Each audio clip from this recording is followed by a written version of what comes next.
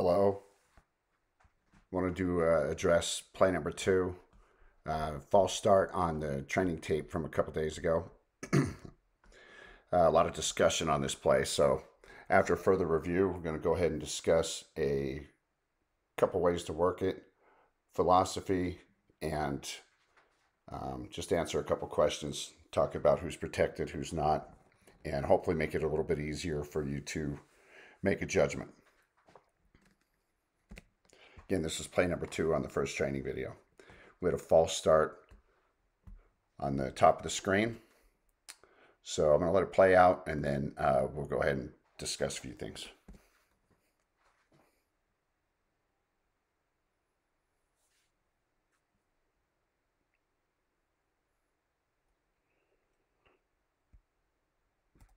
Okay, so first off, we've got a couple things going on here. So let's talk about the philosophy for the defensive lineman. Okay, first of all, if these interior linemen in here, if they are crowding the football, the philosophy is if they move at all, they are in the zone. Okay, and by crowding the football means you can't put a piece of paper in between them. They're right up, they're crowding the line of scrimmage as close as they can be without being offside. You've determined that if they move at all, they will be offside. In that case, if they move and the offense jumps, it is on the defense all the time. Okay? If they are back at all and a forward movement would not put them offside yet, and the offense moves, then the offense would need to hold their water. In other words, not move unless they are threatened. And by being threatened, the defense needs to actually be in the zone or a non-football act. So if this defender up here, or if this defender here makes a charge to the line and he gets to here, these guys jump, he's not in the zone. That's a false start. Okay, so they have to be in the zone when the offense false starts for it to be on the defense. By in the zone, again, philosophically, if they're crowding the line of scrimmage, by any movement, we're putting them in the zone. Now here we have to make a ruling. Okay, this is something that we have to do on the line of scrimmage every play, some more than others. That's why it's important you talk to your teams on the line. The better your lineups, the easier it's going to be on you. Okay, but this angle is hard to tell exactly where the ball is, but it looks like it's right up on the, looks like it's on the line. So I guess it's easy to tell where the ball is. It's harder to tell exactly where these guys are lined up. Okay, but the ball's on the 42. And as we let it play a little further when they get crouched down, the angle is tough to tell. From here, it looks like this player is back at least a half helmet's length or so. But that's from this angle. It also, you can make an argument that it looks like he's pretty much even, or that he's close enough you'd put any movement offside. Okay, so we're not going to split hairs here and talk about either way, or talk about which is right, which is wrong. This is close enough, so make a decision.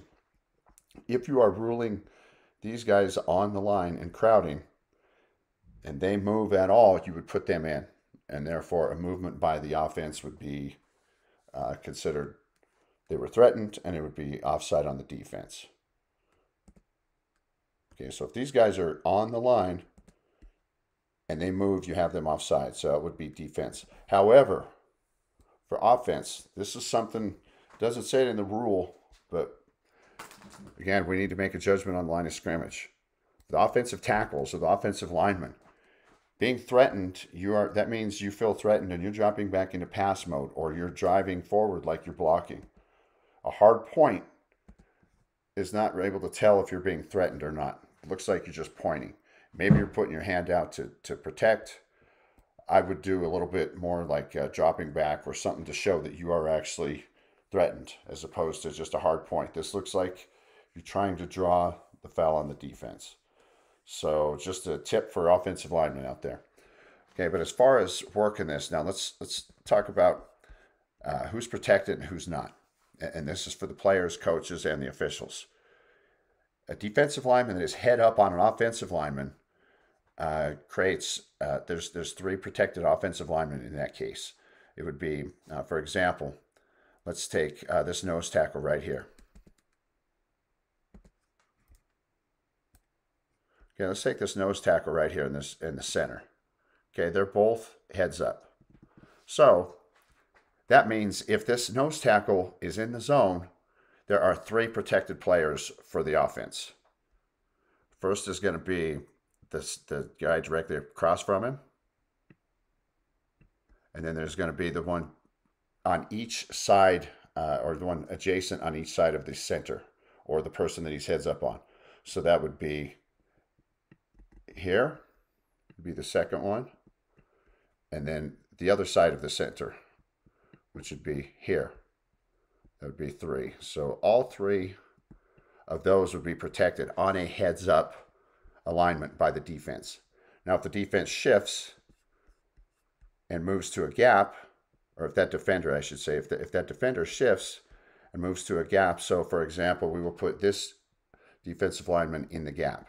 If he is in between 2 offensive linemen, only 2 of the offensive linemen on each side of the shoulder for the defensive lineman are protected. So heads up, he is in the gap.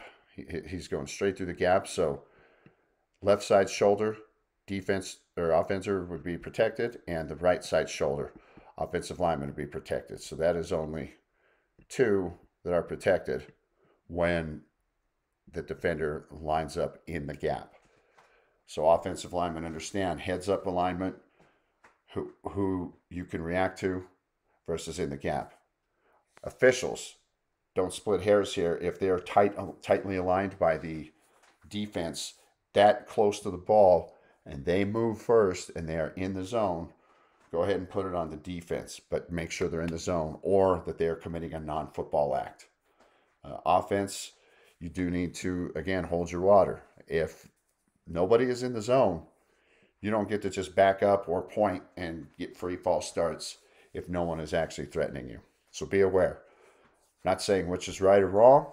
Not saying how to call this exact play because these are tough plays when you have a lot of movement in there.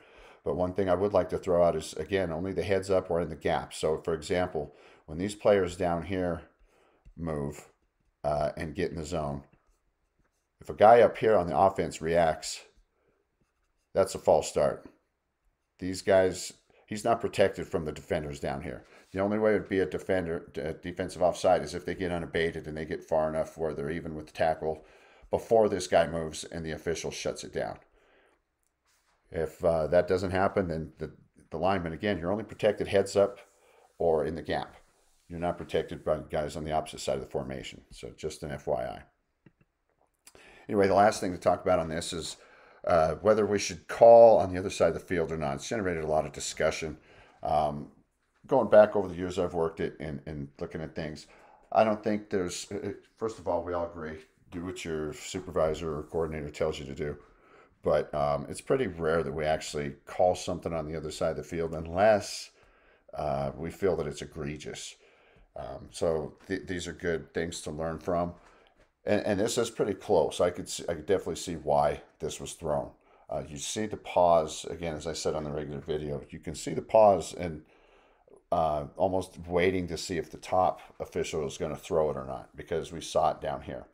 So I'm not going to say whether to throw it or not, but typically the way I've worked it in the past, and just something to consider, make it maybe easier on yourselves, is our side of the ball only. So we split the center, and he's up here, and we're down here. It's bad drawing, forgive me. But generally, so we both got the center, and then we have everybody on our side. That doesn't excuse us from an egregious call. For example, if this tackle goes running down the field, we can call this. But keep in mind, if he flinches or does anything, we do have a referee over there, and we have a line of scrimmage official. So if this official up here misses it and the referee misses it, that's okay. We also have an umpire who might be looking that way, might be able to see it. We don't like umpires throwing on tackles unless they actually see it, but they could. So we could technically have 3 before we would have here, even though you're looking down the line. So what I'm getting at is just these are tough, especially when you have a coach in your ear and everything else. But the way I would handle it is I'm just not looking there, which we really aren't. Something on the other side of the field, I didn't see it, coach. And if you're getting the heat up here, coach is going nuts, screaming at you, you just missed a false start. And you know what, coach? I missed it. We've all done it. If we haven't, then we're going too soon. I promise you. There's times where our eyes, it's not that we're distracted. Our eyes should focus here for a tenth of a second, or here, or he shifts back, or just anywhere our eyes shift for a second. It takes that millisecond to refocus when we move our eyes back. And that could be the difference sometimes. So if we miss it, they start going crazy. We don't just throw a flag, obviously, because they said so. We were honest and say, I didn't see it, coach. And at the end of the day, there are false starts missed at every level. There are little flinches missed at every level. The question would go back to what advantage is gained. And if you watch this play, there's probably not anything really gained either way. So just something to consider. Again, not saying what's right or wrong. Just got a lot of feedback, a couple phone calls, a lot of emails and texts on it, and just throwing in my information for when I've worked it in the past. So the last thing would be by depending on the scenario here, we're inside the sticks. So defensive penalty is going to give a first down. Offensive penalty is probably going to make them punt. All things to consider. With that said, I appreciate your time. I hope that helps a little bit on how maybe to consider working plays like this. Line of scrimmage, there's a lot of tight plays. This is why these are so good to work on and watch film, and I continue to work these games this summer. Appreciate all of you, and give me a call or a message if you have any questions.